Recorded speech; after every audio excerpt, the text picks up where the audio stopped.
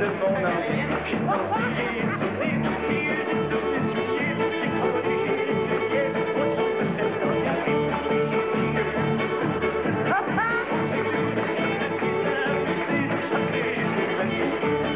Jusqu'aux petites heures du matin, l'eau s'est donné la main, en dansant comme une héros, en sautant contre les roues.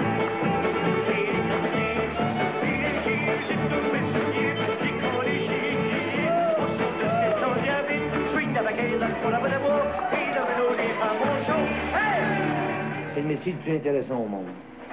Alors, pour moi, il y en a d'autres qui ne seraient pas capables. Parce que moi, accrocher mon linge sur un clou, comme quand je travaillais à Goodyear, là, ça faisait 2 ans que je travaillais là, puis ça faisait 2 ans que j'avais le même crochet. Ben moi, je l'avais pas 20 ans, ce crochet-là.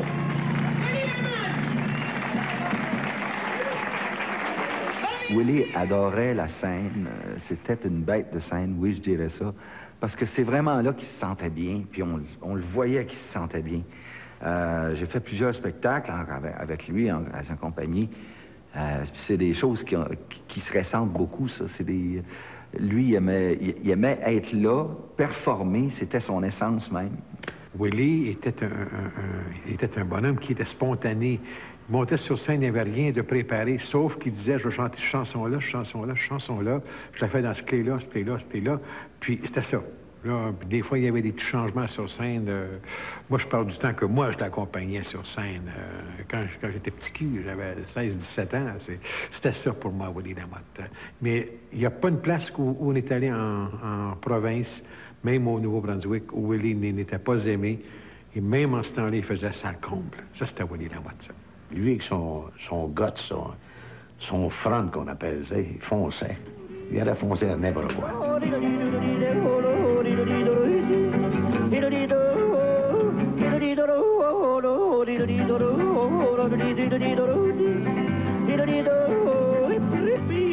Fait que là, on a fait des tournées, puis moi, j'étais à la porte, que je vendais des photos. On commençait à faire des tournées dans les salles paroissiales. Puis, de temps en temps, j'allais jouer sur la scène avec lui. Puis, des fois, on avait 2 représentations par soirée. On était allés, les premières tournées qu'on a fait, c'était à Matane. En dernière minute, il demandait toujours au curé, est-ce que tous les sièges sont vendus? Puis le curé répondait, ben, il en manque peut-être encore 75. Il s'en allait au bureau de la compagnie de téléphone, parce que c'était des compagnies de téléphone privées à ce moment-là. Et il demandait de servir de l'appareil, mais il y avait un truc, c'est qu'il tournait à manivelle 6 ou 7 fois, ce qui veut dire que c'était une urgence dans le village. Donc, tout le monde ouvrait l'appareil et répondait en même temps. C'est pas peut-être le feu, c'est peut-être la guerre qui est déclarée, ça, tu sais pas. À l'arme générale, c'est quelque chose de rare, ça. Là, il décroche le téléphone, disant « Ici, Willie Lamotte, n'oubliez pas, je suis au Théâtre Paris ce soir, à 8h30 avec ma troupe. » Là, il accroche à ça. Là, on arrivait le soir, c'était affecté au théâtre, j'arrivais à dire « Ah, c'est joué tout, pensez que c'était un feu. » Humoristique, hein, à mort. Même quand il chantait, là, après la chanson, là, il faisait rire tout le monde. Il y avait toujours quelque chose à dire, puis c'était toujours quelque chose humoristique. Il ne sait pas qui allait chercher ça, mais il était capable. Il y avait une manière de communiquer avec les gens. C'est le premier ding-a-dong qu'il y a eu. Il était aussi comique que ding-a-dong. Il en sortait des affaires, lui. Ça n'arrêtait pas jamais. Jamais. Une joke, t'en as pas là. N'importe quoi. Guillaume Joachim Lamotte, alias Willie, est né le 27 janvier 1920 à Saint-Hugues, dans la région de Saint-Hyacinthe. Il était le 7e d'une famille de 9 enfants. Willie a grandi dans une famille pauvre, en campagne. Il était très jeune quand il s'est venu à Saint-Hyacinthe, par exemple. Mais son père, c'était un gros joueur de violon. Ça lui a donné le goût, probablement, de la musique, hein? Puis quand ils sont emmenés à Saint-Hyacinthe, ben, il allait au patronage Saint-Vincent-de-Paul. Puis là, c'est là qu'il a appris à faire des pièces de théâtre, de jouer de la musique à bouche, puis jouer de l'accordéon. Après ça, un peu plus vieux, il donnait des cours de danse. Puis il aimait ça, à part de ça, hein? Il aimait la danse, c'était effrayant. Après avoir été professeur de danse, Willie change d'uniforme en 1942 pour emprunter celui de l'armée canadienne. Ben, moi, je travaillais à Saint-Jérôme, à l'hôtel La Pointe, comme chef d'orchestre, dans le temps. Puis c'est là, dans ce moment-là, que le colonel Lantel est venu me voir et m'a suggéré d'écouter le soldat caporal Willie Lamotte. Au camp militaire de Saint-Jérôme, Willie Lamotte était surnommé le caporal chantant. Et, préférant la guitare à la mitraillette, il évitera la guerre de justesse. Ça a été drôle, cette affaire-là, parce qu'il est venu me voir une journée à l'hôtel La Pointe, puis il avait des larmes aux yeux. Il dit, qu'est-ce qu'il y a, Willie? Il dit, je suis posé de partir pour l'Angleterre, avec mon régiment. Oh, mon Dieu. Il dit, peux-tu faire quelque chose pour moi? Je ne veux pas y aller. Alors, j'ai été voir le colonel Lantel, et je lui ai dit qu'est-ce qui se passait. Parce que le colonel Lantel, il venait souvent à l'hôtel Saint-Jérôme, c'est à l'hôtel La Pointe. Puis là, ben, il dit, on va essayer à faire quelque chose. Il dit, qu'est-ce que vous pouvez faire? Gardez-les 3 jours dans votre chambre, à l'hôtel. Après ça, il dit, le régiment va partir, vous reviendrez au camp avec. Puis là, je vais m'arranger avec lui. C'est exactement ça qui est arrivé.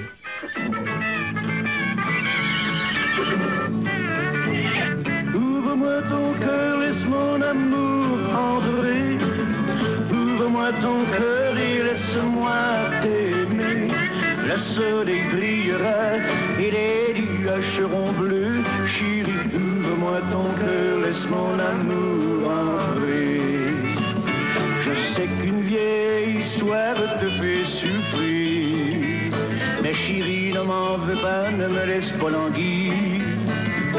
Les longues nuits, je te ferai oublier. Chérie, ouvre-moi ton cœur, laisse mon amour entrer. Willie était un très bon compositeur, puis c'était assez facile pour lui. Tout ce qu'il voyait l'inspirait. N'importe quelle chose, si quelqu'un, un chat passait là, il pouvait composer quelque chose sur ça. Tout l'inspirait. Il était romantique aussi, hein, avec ça. Fait qu'il aimait ça. Willie Lamotte épouse Jeannette Lemieux le 3 février 1945, avec qui il aura 2 enfants, Michel et Daniel. Et dès 1946, Willie enregistre ses premières chansons. Je chante à cheval, m'accordant sur ma guitare. Je chante des refrains de l'Ouest canadien. Le long de mon parcours, en passant par Gravelbourg, j'aperçois une jolie femme aux yeux doux. Soudain, je m'approche d'elle. Je lui dis, chère demoiselle, donnez-moi s'il vous plaît, oui, votre main. Et nous suivrons ce beau chemin. Le premier disque qui a sorti, il y avait 2 chansons. Au bout de 3 mois, il a retiré une royauté de 900 piastres. Il était fou là, de voir que ça va pas... Tu sais, moi, tu travaillais à Gaudier pour 27 piastres par semaine, puis il dit non. Fait qu'il dit, je vais continuer dans ce domaine-là. Il en a vendu 150 000, c'était beaucoup pour l'époque. C'était le début du disque canadien et québécois encore plus. Il n'y avait que les folkloristes qui étaient sur disque vraiment à ce moment-là.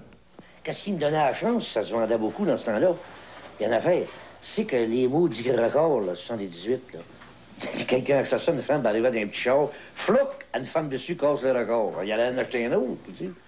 Vous savez, il chantait des choses que les gens vivaient. Les gens se revoyaient à travers lui. Il trouvait sympathique. C'était un gars qui était généreux, il avait le cœur à bonne place, il se prenait pas pour un autre, c'était pas... Il était accessible, le Willie. Willie était accessible. Puis sa façon d'écrire aussi, il y avait un côté naïf. Il écrivait très simplement, mais pourquoi se compliquer la vie quand on peut aller droit au but, puis dire à quelqu'un qu'on l'aime, quand on parle à son enfant, mettons. Allô, allô, petit Michel. Allô, allô, petit Michel. Allô, allô, tu me réveilles. Mais regardons ce beau soleil. Aujourd'hui reluit à merveille.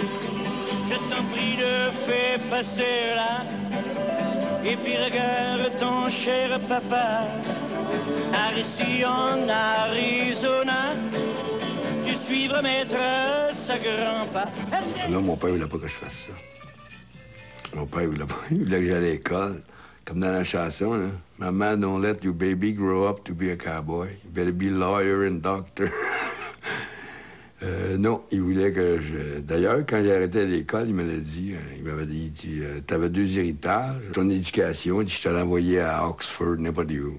Puis il dit, la deuxième, c'est un terrain, il n'est pas large, mais il est long, la rue.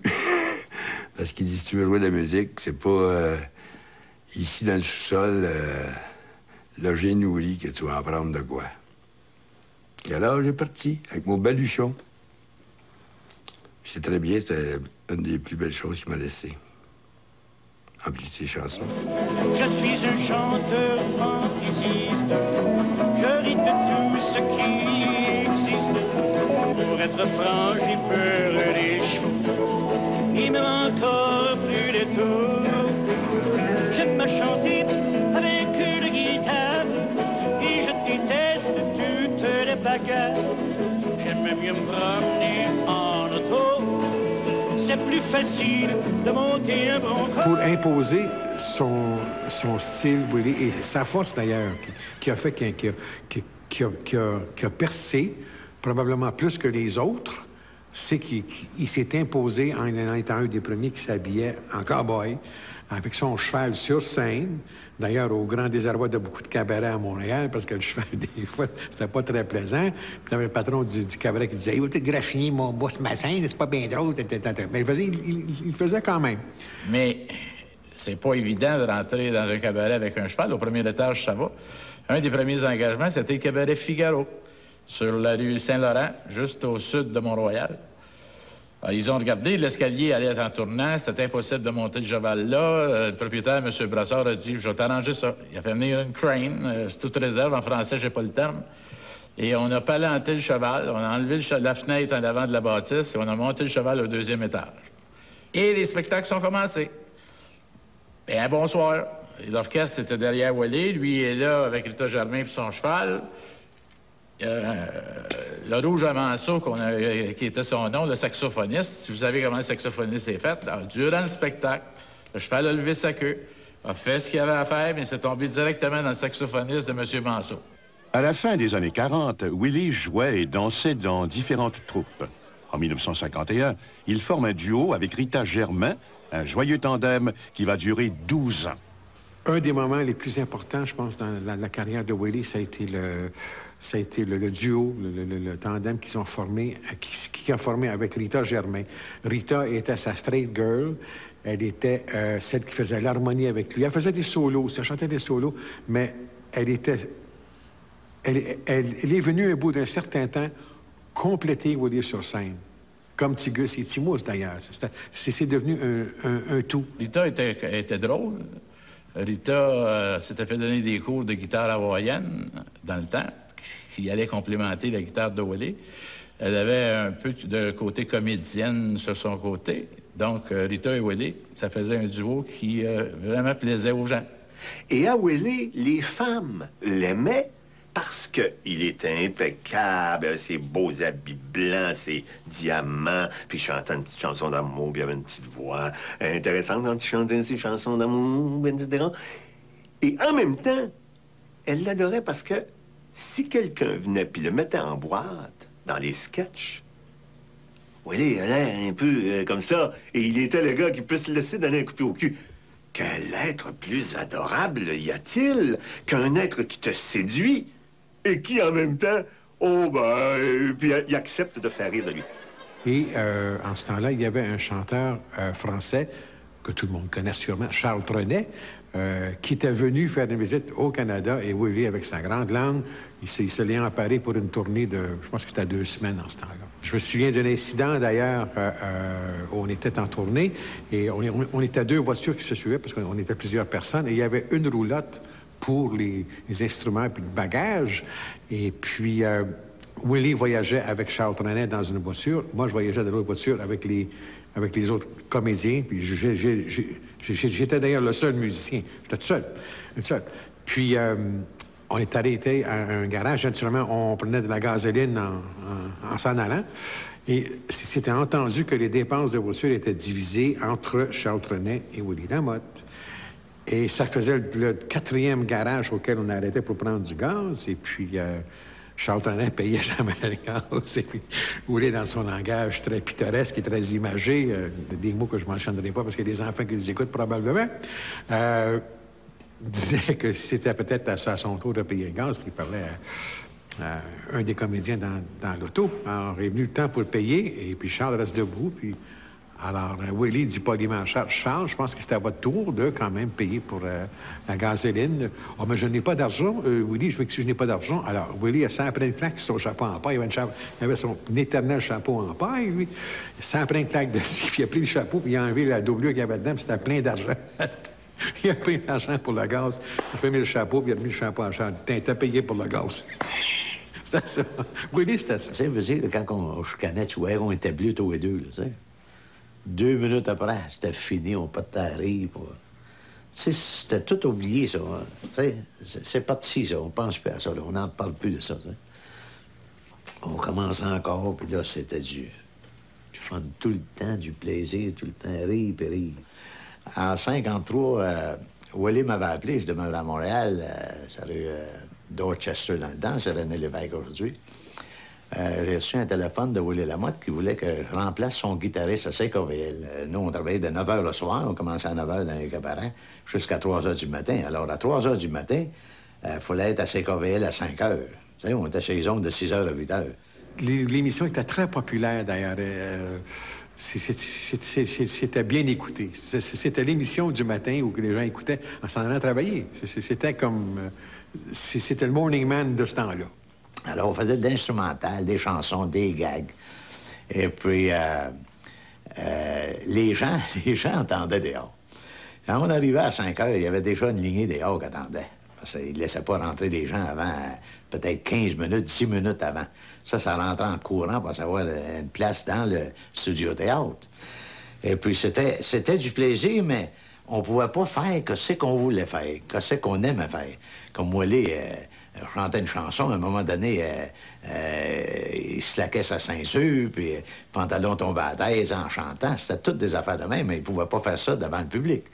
Alors, à un moment donné, Jack Tadelman dit, on va arrêter ça, le public. Il dit, vous allez être en live, comme on dit, mais pas de public. Fait que là, c'est là que ça commençait à être plus fou en plus fou. Puis c'est là que Jack Tadelman nous payait pour faire le fou comme ça. Puis ça pognait notre affaire, la cote d'écoute était très haute, tu sais. Fait que c'était les bonnes années. Pourquoi donc as-tu brisé mon cœur? Moi qui ne voulais que ton bonheur. J'ai brisé, oui, pour toi, ma chérie, mon de vie, presque toute ma vie. À présent, tu refuses mes caresses. Moi qui t'ai donné le meilleur de ma jeunesse. Je vous dis le plaisir qu'il m'a fait succomber, puisqu'il me fait tant pleurer, puisqu'il me fait tant pleurer. On allait partout, sacrifice, des petits hôtels de campagne, dans des gros cabarets, dans des arénas, festivals, on y faisait tout. Mais les petits hôtels de campagne, c'est là qu'était le fun. C'est là qu'était le vrai de vrai. Du vrai monde, c'était les autres, ça. Un petit hôtel contenait peut-être 100 personnes, 80, 100 personnes. Mais c'était presque accroché ses murs. C'était plein, plein, plein à craquer. Puis quand on nous voyait, on dirait qu'ils savaient. Je ne sais pas s'ils avaient entendu ça de la radio, faire le fou comme ça à la radio, puis rire tout le temps. Ça fait que c'est pour ça, pour moi, que les gens venaient nous voir, parce que comme chanteurs, on n'était pas on n'était pas des Frank Sinatra, nous autres, là. C'était le party 36 heures par jour, 11 jours par semaine. Ensemble pour la vie, j'ai cessé de pleurer. Les longues tristes nuits sont maintenant du passé. La clé de mon cœur que tu tiens en tes mains, et rien d'autre n'existe plus.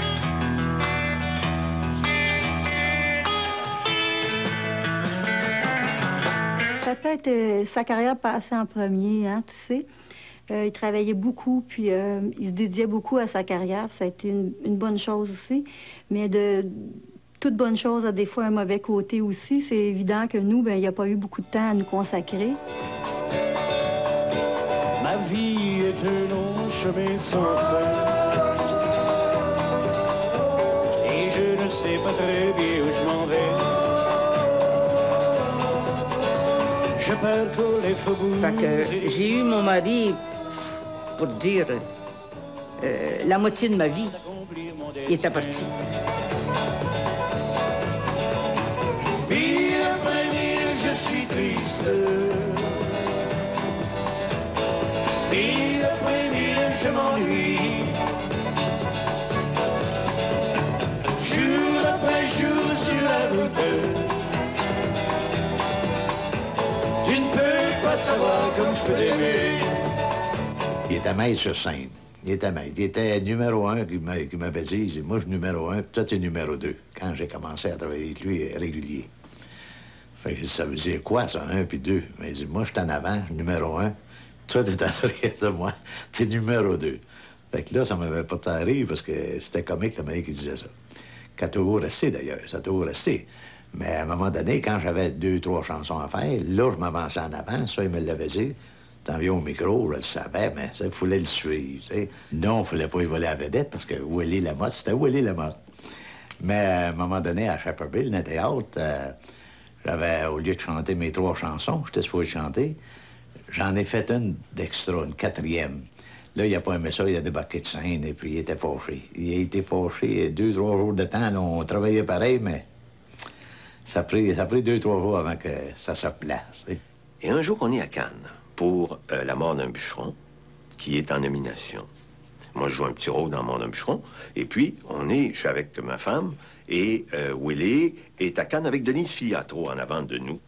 Tout à coup, on refoule le devant de la rangée, de la lignée, et puis, là, refoulé, moi, j'étais en train de jaser avec ma femme, je passe à côté de Willie, je le dépasse. Et Willie, qui m'estimait bien gros, on était bien chum, je veux dire, il m'accroche avec sa main gauche, il y avait une bonne poigne à part ça, le poignet, et il fait ça comme ça. Et c'est tout. Et là, moi, qu'est-ce que c'est? C'est qu'il prend. Sur le coup, tout à coup, ça a fait ping. Et là, j'ai tout compris. C'est ça. Cette poigne-là, là, ça veut dire que quand tu es en arrière de moi, tu restes en arrière de moi. Tu viens pas en avant de moi. Tu gardes ton rang. Là, il y a des photographes. Les photographes, ils vont me prendre moi avant de te prendre toi, pour la bonne et simple raison que toi, tu es en arrière de moi. Tu restes en arrière de moi. De toi, quand le soleil dit bonjour, oh mon cœur,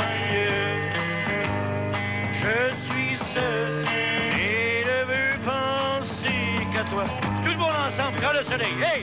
Willie Lamotte, c'était un personnage. Il n'a jamais été musicien de sa vie, il savait 3 accords. Oui, il sautait des temps, puis il disait lui-même, quand il chantait là, il m'a peut-être passé des temps, mais tu me suivras comme tu pourras.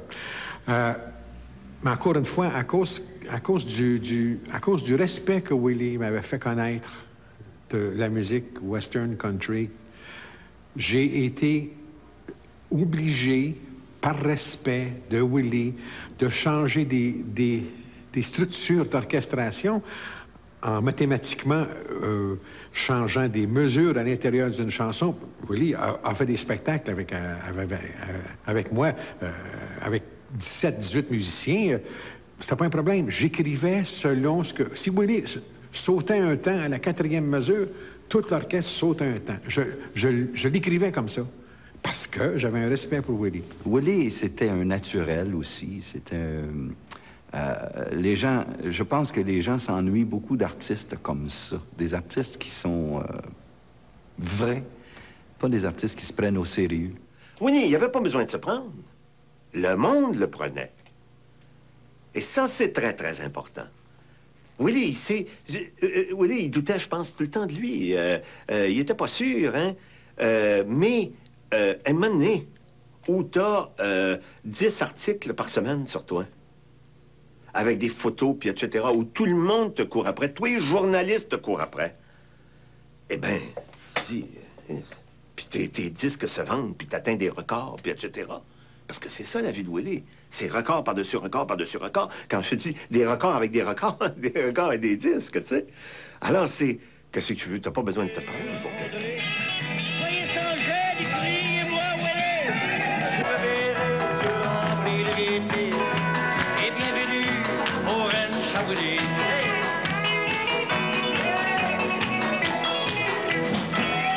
Mais pour Willie, ça confirmait encore une autre série sur le Sunday.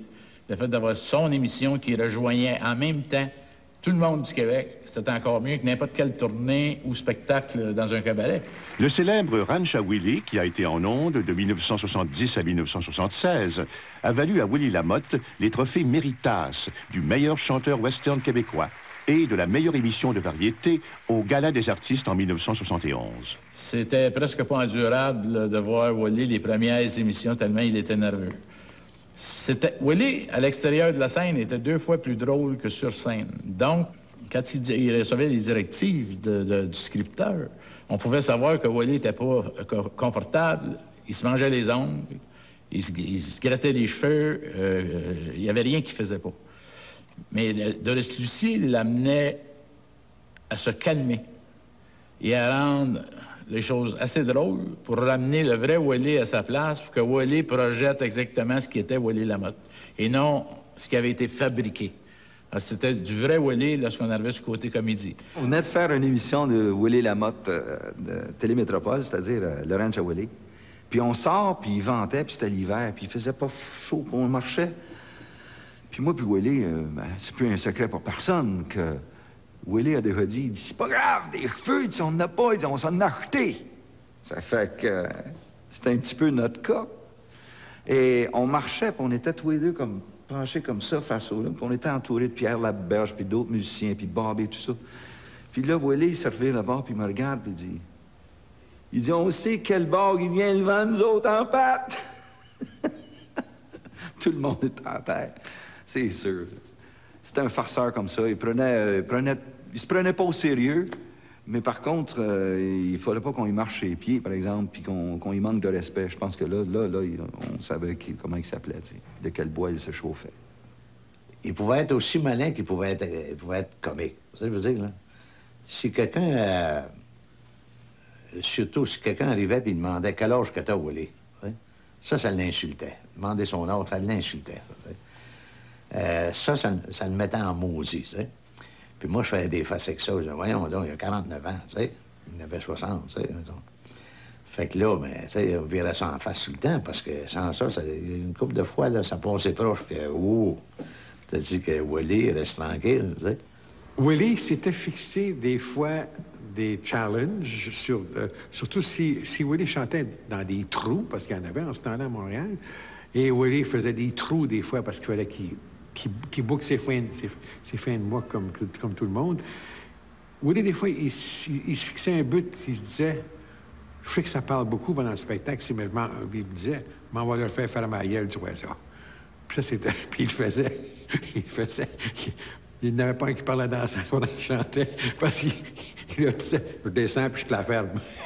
Puis c'était sa phrase, ça. Ou bien ta gueule puis je saute dedans. À part d'avoir du goût, tu sais, devant n'importe qui, là. Willie était bon pour écrire des compositions, tu sais. Je me rappelle, on avait été en Louisiane, et puis en revenant dans l'avion, en Louisiane, on était su comme on représentait le Québec. Un gros festival qui se passe là tous les ans.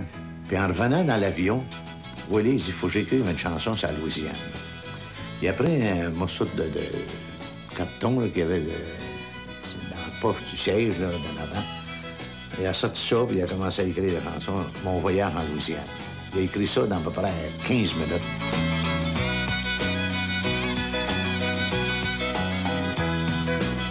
J'ai visité la Louisiane, je me suis promené dans les bayous.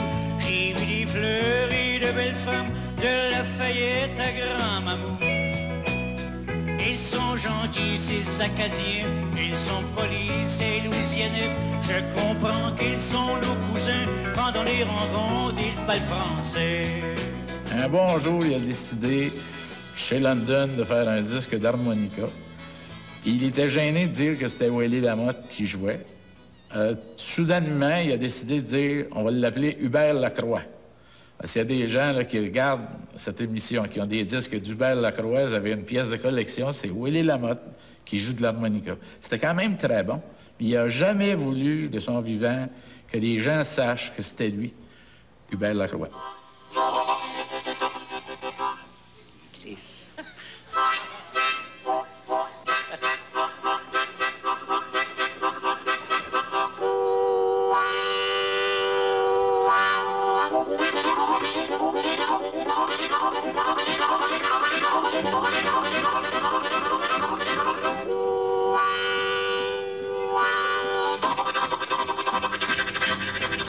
Willie, je pense que le plus important pour lui, c'était de faire un bon spectacle, d'être entouré de gens qu'il aimait.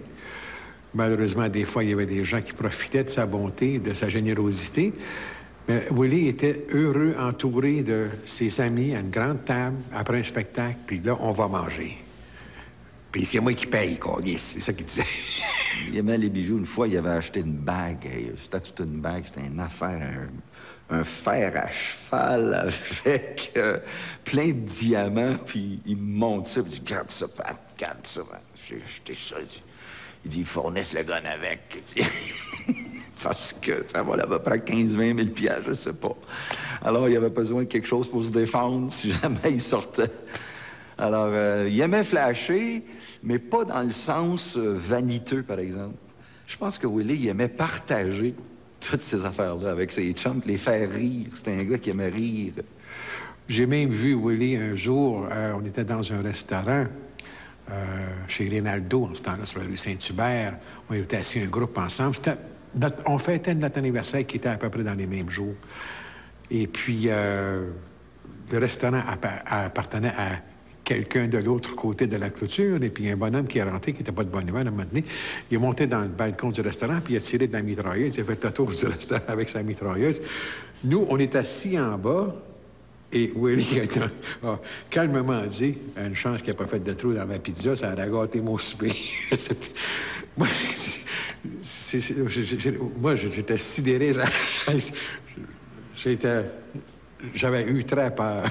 Lui, c'était l'humour de Willie. Est-ce que vous êtes un homme, je vous vois faire des gestes, est-ce que vous êtes un homme qui travaille avec ses mains, Willie? Oui, parce que... Êtes-vous bricoleur, par exemple? Oh, bricoleur, tu comprends? Vous avez vu ça qui a ouvert ma cour un matin? Comment ça? Parce qu'il y a l'année, j'ai pas de main, ma femme a ouvert la cour pour que je sorte mon char. Comment ça, votre femme a ouvert la cour? C'est parce que moi, je sais pas runner ça, les affaires de taureau, là. Qu'est-ce que ça marche? C'est elle qui fait ça? J'ai acheté un taureau. Une affaire, là, pour la souffleuse, ça s'appelait ça? Oui. C'est ça, j'ai acheté ça, il faut ouvrir les cours de temps en temps. Hey, j'étais effrayant. C'est elle qui ouvre le chemin, puis vous sortez? Ben oui. C'est comme ça dans tout le reste, je pense? Ben oui, parce que moi, je sais rien faire. Comment vous savez rien faire? Dans la maison? Une poignée de porte, les affaires-là, l'électricité, je connais pas ça. Puis vous laissez faire ça par votre femme? Ben oui, c'est l'année de la femme, m'a fait ça. Non, elle est finie, celle-là. Pas rien, j'en ai donné un autre. Est-ce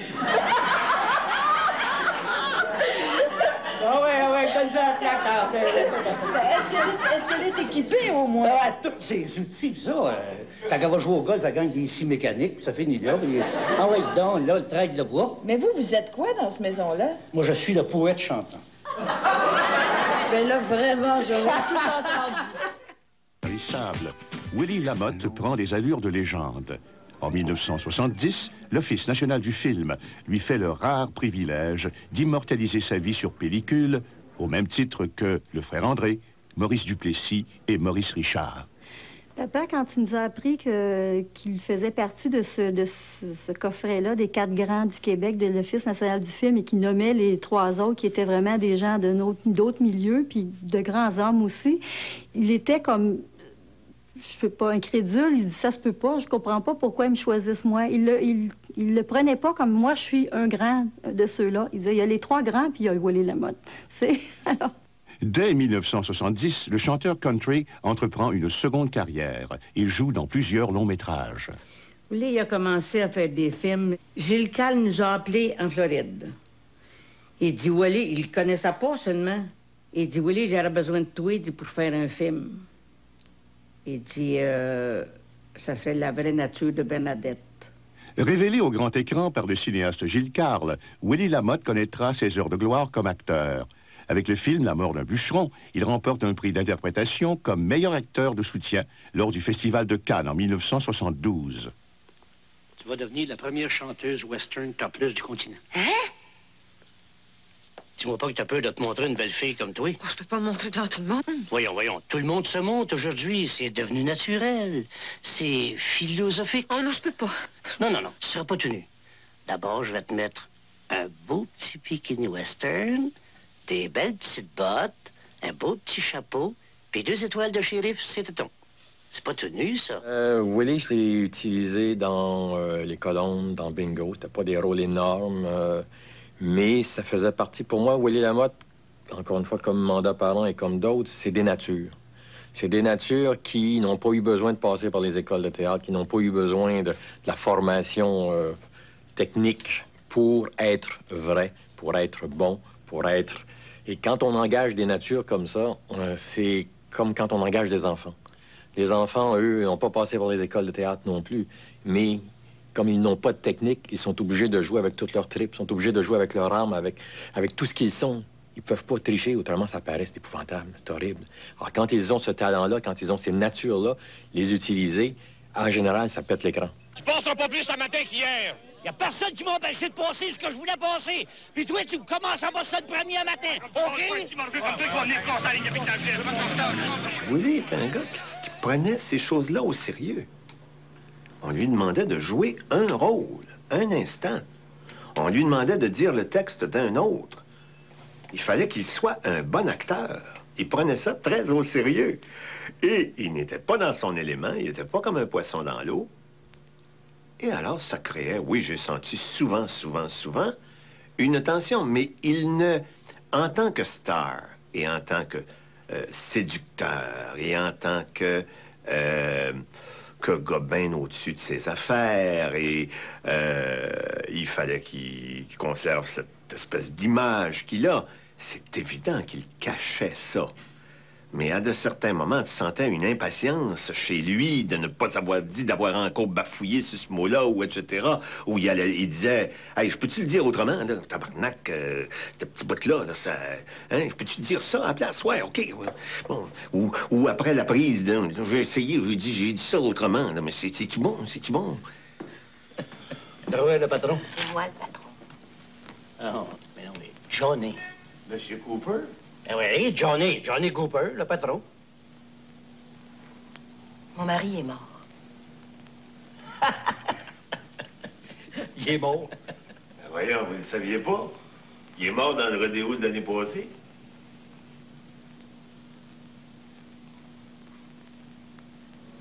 Il est mort l'année passée dans un rodéo, Johnny. Dans tout ce qu'il a fait, c'était jamais à demi-mesure, c'était toujours 200%. Il était hyper nerveux, hyper sensible, et il voulait toujours donner plus pour être sûr que les gens en avaient assez. Dans l'armée, quand on l'a mis dehors, on l'a mis à cause de nerveux. C'est un nerveux permanent. C'était le terme. Je trouve ça... On pourrait faire tout un film sur lui en intitulant ça « Le nerveux permanent ». Tu sais, c'était un bonhomme, c'est ça, toujours sous tension, comme si ça relâchait jamais. Willie Lamotte est devenu saturé à un moment donné. Tous les cabarets de la province, on les avait fait. Tous les festivals. Tous les salons du commerce, qui étaient des petites expositions locales à Saint-Jean-sur-le-Richelieu. On en faisait une autre à Marieville. C'était un côté de l'autre. C'était tout le temps plein. À un moment donné, on était à Pointe-au-Père, à Rimouski, à côté de Rimouski, et Willie commence à être blasé. Dans l'après-midi, au lieu de prendre un coup cette journée-là, on décide de jaser. Et je demande à Willie, tu veux aller où? Il me dit, je vais aller au top. En 1976, Willie Lamotte se rend au top. Il enregistre l'album de ses rêves à Nashville et il a l'honneur de chanter en français sur la scène du Grand Ole Opry, le temple du country à Nashville. And his name is Mr. Willie Lamotte. Here he is right now. Give him a big welcome, if you will.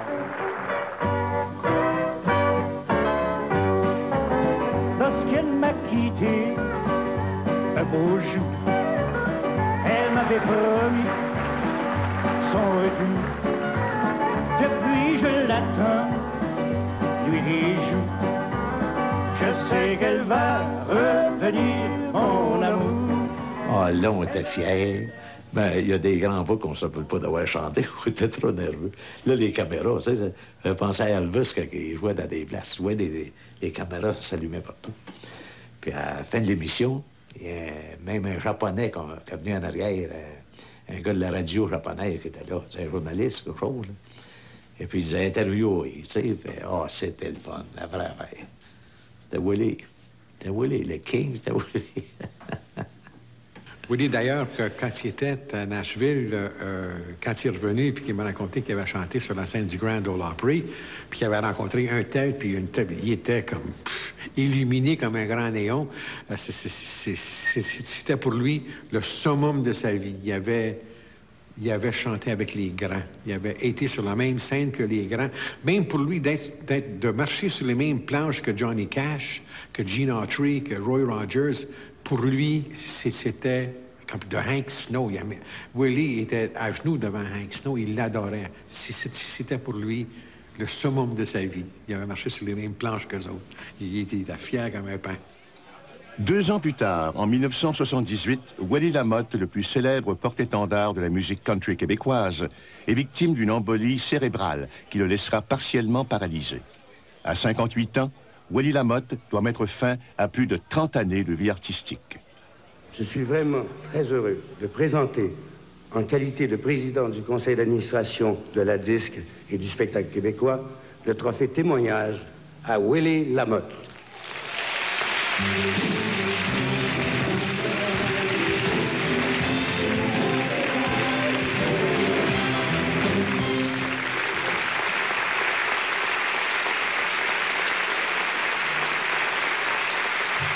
Encore de l'or. Couronné d'or et de succès tout au long de sa carrière, Willie Lamotte, le roi du country, s'est éteint en 1992 à l'âge de 72 ans, après 14 ans de retraite forcée et de souffrance quasi ininterrompue. Nous, on l'a toujours connu populaire, hein? Tu sais, j'ai jamais été une place dans le monde qui connaissait pas mon père. En France, il connaissait mon père, là, il connaissait mon... Avec Offenbach, on a fait un film, on était à Malzerbe. Le dentiste connaissait mon père, il avait vu un film. Tu sais, il y avait vraiment une place, puis ils m'ont toujours dit la même chose. Jamais tu vas te dépasser ton père. Alors, tu veux bien jouer les seconds violons.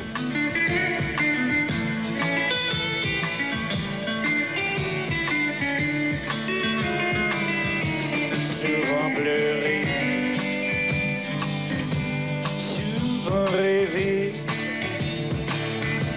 tu es la seule que je consolerai.